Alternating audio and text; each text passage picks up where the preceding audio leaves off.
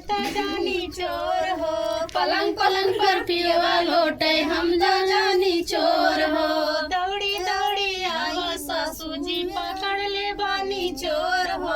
दौड़ी दौड़ी आवा सासू पकड़े बानी चोर हो। सासू अली लाइट बरली हो गईले चोरी चतली लो ये बहु हरी तो बेटा हमें मोर।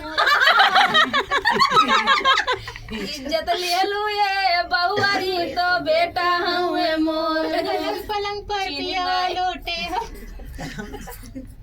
पलंग पलंग पे पियवा लोटे हम तो जानी चोर हो। दौड़ल दौड़ल आवा नंदी पकड़ ले बानी चोर हो।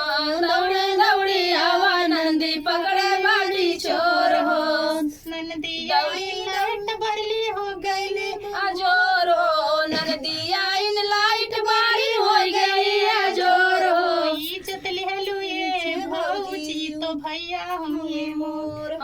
इज्जत ले लुए हो भौजी तो भैया हुए मोर हो। पलंग पलंग पर पियवा लोटे हम तो जानी चोर हो। पलंग पलंग पर पियवा लोटे हम तो जानी चोर हो। दौड़ा दौड़ा आवाज देवर जी पकड़ ले बानी चोर हो। दौड़ा दौड़ा आवाज मर्जी पकड़े बानी चोर हो।